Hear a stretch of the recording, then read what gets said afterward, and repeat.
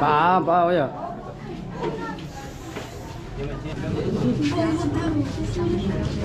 Cereal, asal cereal.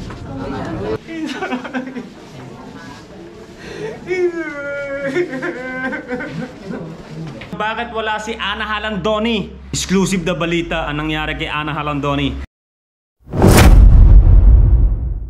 Ito po, Daddy Junsi at saka Mami Glency, iaabot ko na po sa sila. Nakita ko din yung mga lalaking kapatid nandoon, yung isa nandoon. Tinini naman, ewan ko na saan. Palengke. Sa palengke. Ito po daw ipinaabot sa Lolang Puling. Dalbag, ganun daw kung may gulit sa inyo. Kailan ko kaya abot? Yung nalang, 5, 1,000, 2, 3, 4, 5, 1, 2, 3, 4, 5,400. Ayan, galing niya kay Daddy Junsi at saka kay Mami Glency. So hindi na kami magpapasalam kasi parang bawal eh. Oo nga po. Ayun po, basta naiabot ko na ho. Naiabot ko na ho. Maraming yun po. Diyos na ho ang bahalang gumanti sa inyo.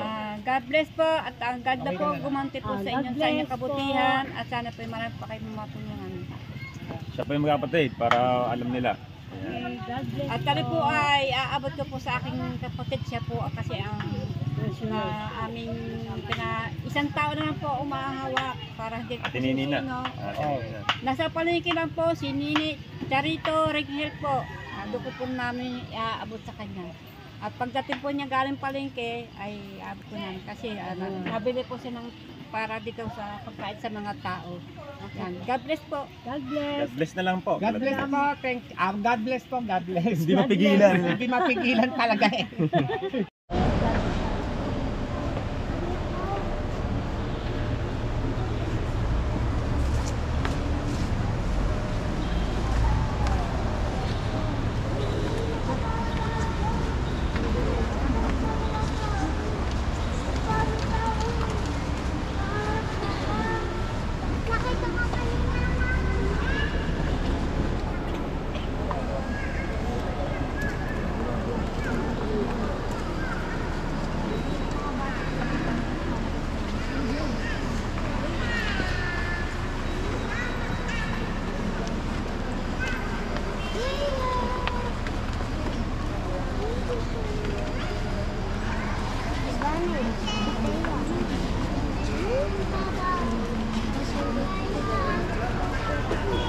Ito na ang huling araw ng Lolang Puling dito sa Mundong Ibabaw at yung huling araw na makikita natin ang Lola.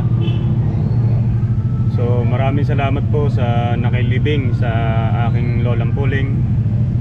Salamat po sa lahat.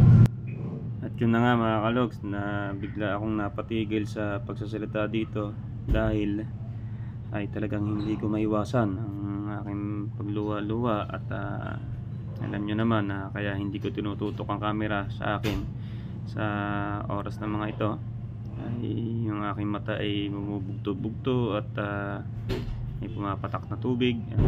Talagang hindi ko mapigilan ang aking pagluwa dahil sa paglisan ng aming lola.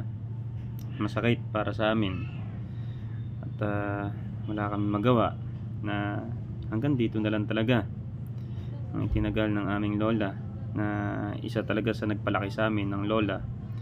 Halos karamihan ng kanyang apo ay sa kanyang lumaki, kaya sobrang naming mahal ang Lolang Puling namin. So ito na, ihahatid na namin siya sa sementeryo o saan siya ilalagay.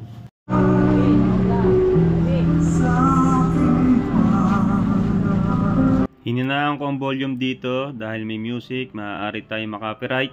Kaya po ito, habang naglalakad po kami ay patuloy po ang aking pagluha at talagang hindi lang ako nagpapalat at di ko tinututok sa akin ng camera at mahalata. At yun, naglalakad kami para sa huling hantungan ng aming lola na aming makikita at makakabilis at makakausap.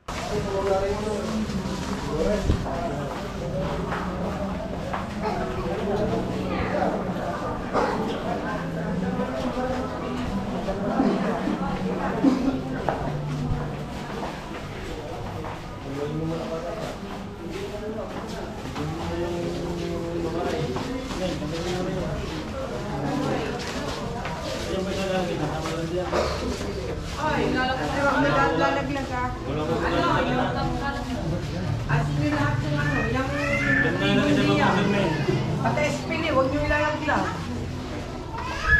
Hindi sinasama sa kuwan yan. Hindi sinasama ha. Buka ang plastic. Bag. Plastic bag. Hindi nga yun sasama Hindi. dyan. Hindi sasama yan. Plastic bag. Yun. Espili, baka malaglag, bawal. Luhay nyo nga, baka ako dyan ha. Baka naluha yan. Ganda yan ha. Huwag kayo mag-alaglag na natin sa peraso. Kayo, ano na kitang halulay mo? Yung mga minor de edad na inalagaan ka po, itatawid. Hindi dalawin. Bata. Yung bata. Hindi na dito.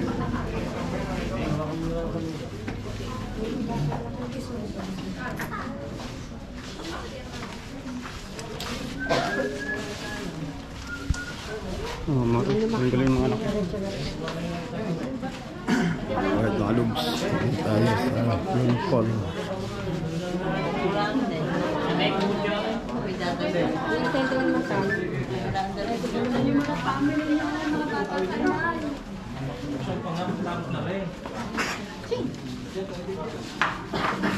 Right. Mama, Papa.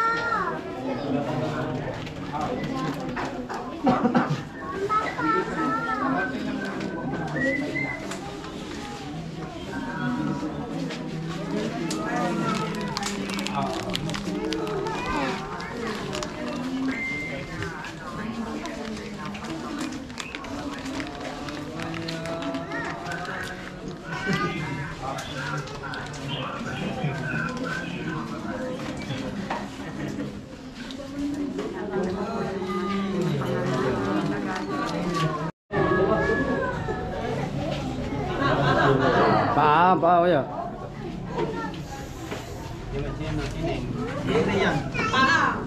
Sige.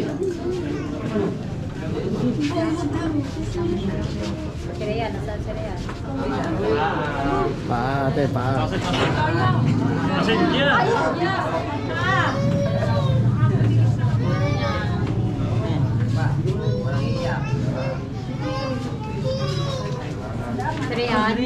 Sinay? Siriyan? Tulog. Pabuksan, boss. Pabuksan natin. Yung maamin ha, umamin na ha. Amin.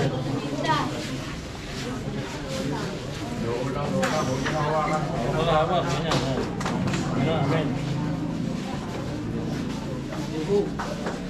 Buga, hawak mo lo. Buga, buga.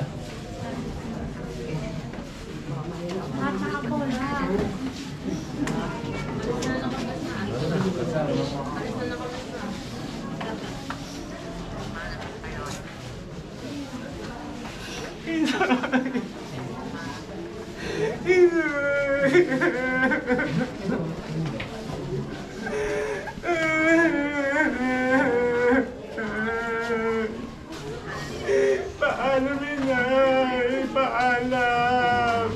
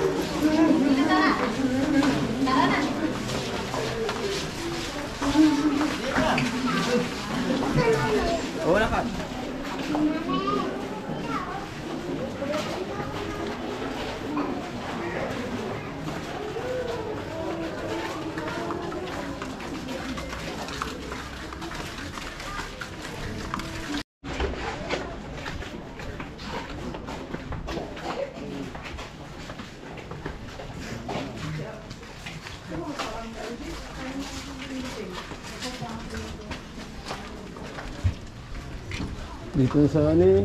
Di, gapin niya na. Ni parang Jomar, so din, doon sa bila doon.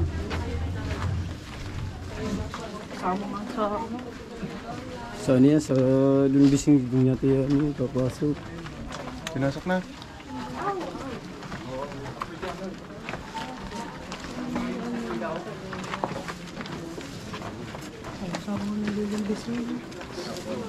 May pasok na. May pasok na.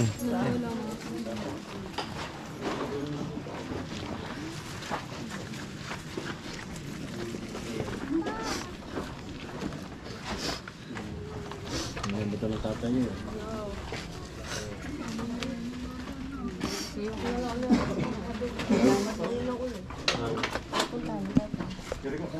Nangungung namimili naman. Grocery naman tayo. Grocery naman tayo mga logs. Diretso tayo sa Walter. Wala yung patis. Ayun eh. Dato puti, patis. Wala. Yung sa... Yung? Dato puti, patis. Ano kaya?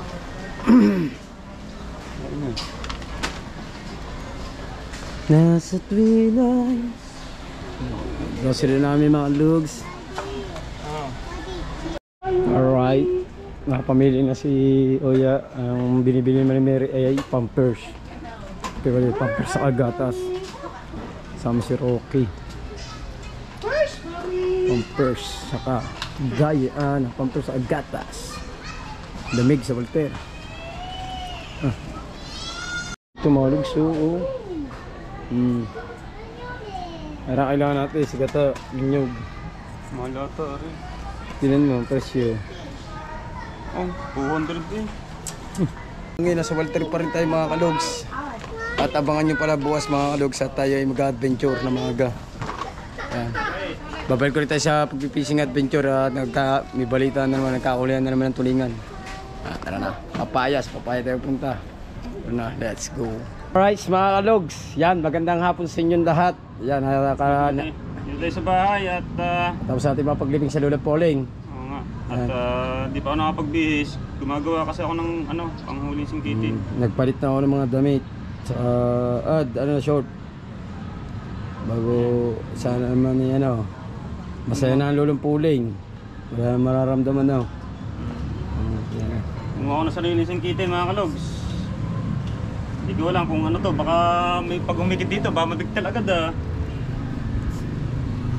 Ang singkitin. Kakahaba ng daway. Ang haba, iksi nga niyan. Oo.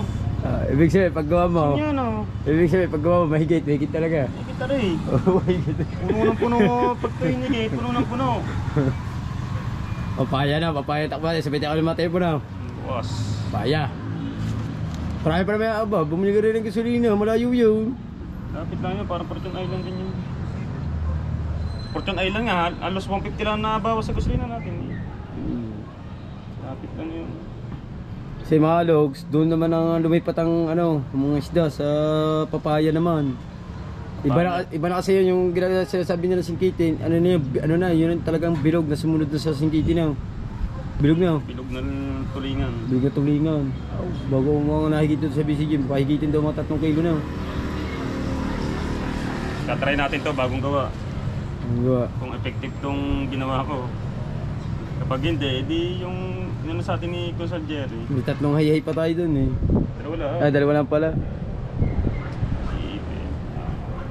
Pati kawayan, ginawa ko rin yung kawayan na yan sa lahat yung gawa. Baka masalubsob dyan. Yan. Ganyan ang diskarte Ayun ang diskarte eh. Diba? Diba? Sasapak din eh. 3 bilyon, ikaw lang ang aking gusto.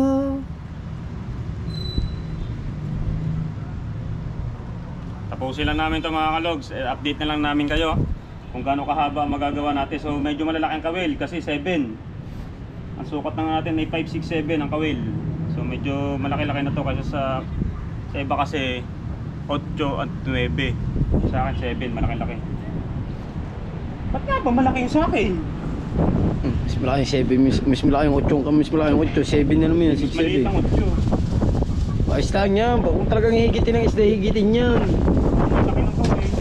Yung bali mo, baka mo na tayo. Dahil nga kanina, kagabi, nag-usap kami ito kung lalaot kami.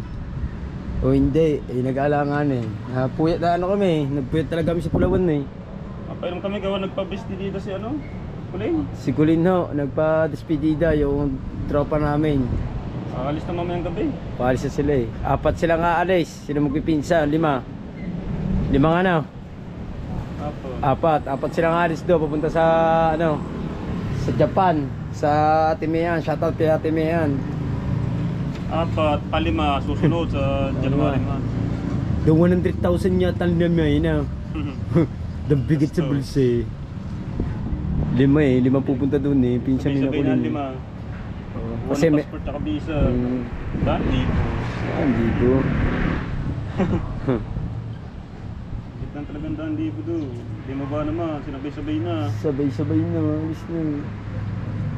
Kaya mga logs, waiting para tayo sa mga ganapang mangyayari dito. Tatapusin na namin to yung hinto. Papakita namin sa inyo kung gano'ng kahaba to pag nataytay na. Tara na mga logs, tara na, let's go. Alright mga kalaws, so ginabi na tayo ng husto. At ito, di pa tapos tong ginagawa ko. Yeah, wait lang. Kakalas-kalas ito. Ayan o. Maiksi pa mga kalaws, maiksi pa itong nagagawa ko. Kaso, kukunti yung ating balahibo. Nandito yung balahibo. Dito na ako gagawa sa loob ng bahay kasi madilim na ito sa labas. Ito, kukunti na yung balahibo. Ilang piraso, 10 piraso na ata to. Pero lahat to ilalagay ko tapos okay na yun siguro. Maiksi pa yan o. Dapat hanggang dito yan sa may bantang padulo na eh. Para mahaba-haba. Tatapusin ko na kasi ang vlog ko kasi alas 6 na, i-edit ko pa to. Alam nyo naman, nakakalogs, ganun talaga. At marami pa ako na sila pang tansi oh. Para kung sakaling gagawa ulit tayo, may panggawa tayo. So mga kalogs, bukas ay kami ay magpipishing adventure. Tulingan, so sana makarami naman, maka-experience naman ng marami. Maranasan naman yung mga sakbit-sakbit na sobrang daming naka sa kawil namin. Sasabay tayo sa mga pinsanin ko dahil sila nakakalam ng area kung saan meron ngayon ng maraming ganong singkitin. Doon sa inaaryahan natin medyo kukunti-kunti na yung mga nahuli pa. Tagta 3 kilo, 2 kilo na lang nahuli bawat bangka. Ay doon sa pinuntahan nila 15 kilo, 20 kilo, 30 kilo ang nahuhuli. Kaya doon tayo pupunta syempre sa mas marami. Alright, so magtatanong, panigurado marami magtatanong, bakit wala si Ana Halandoni? Dahil mga kalogs, hindi nakapunta si Ana Halandoni sa huling lamay at sa paglibing dahil nagkameron ng emergency si Ana Halandoni. So tinawagan naman kami pipinsan na talagang parang negative daw siya kasi may emergency o may something na hindi ko masasabi sa ngayon sa inyo dito mga kalogs dahil privacy yung nangyari kaya hindi nakapunta. Pero excuse naman yung mga kalogs, talagang kinakailangan talaga at exclusive na balita ang nangyari kay Ana Halandoni. So yung mga kalogs, ayun lang ang mangyayari at isang magandang alaala na lang ang naiwan sa atin ng Lolang Poleng. Magugusot, Chanel, dito ko dumaan. Nyaka. Ayan, isang magandang alaala na lang ang naiwan sa atin ng Lolang Poleng at hanggang doon na lang talaga. At huling araw na natin nakita ang Lolang Poleng ngayong dito sa atin sa mundong ibabaw. Lola, ikaw na ang bahala sa amin, lahat ng apo mo sa tuhod, mga anak mo, pamangkin mo. Gabayan nyo po kami at always araw-araw nyo po ang gabayan at itama at ituwid nyo po ang aming landas na aming tatahakin, Lola. Kayo na ho ang bahala sa amin, Lola. At kita naman natin na ang 2 anak ko ay yung nililiban daw. Hindi ko alam ibig sabihin nun kaya nililiban ko yung 2 anak ko sa Lola. Hinakbangan. So yun, si Roque at si Ate Seya, sumunod na lang tayo sa mga kasabihan. Laktaw nga. Ayun nga, at sumunod lang tayo sa mga kasabihan ng mga matatanda, syempre, ganun sila. At ginawa naman namin. Ayan, at maraming salamat sa nakilibing, sa mga konsehal, kapitan, nandun sila. Nakita ko sila, mga kamag-anakan, kahit hindi kamag-anakan, at nakipaglibing sa aking Lolang Poleng. Maraming salamat po sa inyo. Kahit sobrang init o naman, nandiyan kayo para sa lola ko at pakikisama sa amin. Thank you so much po. Ayan, sa mga naiwan na kapatid ng Lolang Poling, yan, ingat tayo always. At laging gulay ang ating kakainin para mas humabaho. Kasi yung lahat ng kapatid ng Lolang Poling ay may edad na rin mga kalogs, mga 70 na rin. 70 na rin yung mga edad nila. 70, 80. Ayan ang mga edad ng kapatid ng Lolang Poling. So ilan-ilan na sila natitira dito sa mundong ibabaw na sana mas tumagal pa ang buhay nila ng 100 years. Ayan. So mga kalogs, ayun na, nasabi ko na po kung bakit hindi nakarating si Ana Alandone. Nagkameron talaga ng emergency. Yung magkakapatid, ewan ko lang kay Marie, ang asawa ni paring General Jojo Rosales at saka si Pisang Makmak o paring Makmak. Hindi ko na alam kung bakit nakapunta mga yon. Hindi ko alam eh. Oo. Talagang wala silang feedback o wala silang reply sa mga katanungan namin kung makakapunta sila o hindi. O naman, hindi ko alam kung bakit hindi sila pumunta. Pero okay lang yon. Dumalo namang nakarang araw si Pisamakbak sa lola. At ayun, ito yung mga pinamili namin. Nakakalat dito lahat. Ayusin pa ng asawa ko. At ako yung magluluto pa pala ng sinigang na baboy. Sinigang ang ulam natin for today. So, kasi kaso ako ng panghuli ng isda, magluluto ako ng ulam, mag-e-edit pa ako. Yan ang buhay ko mga kalogs. Always be my baby.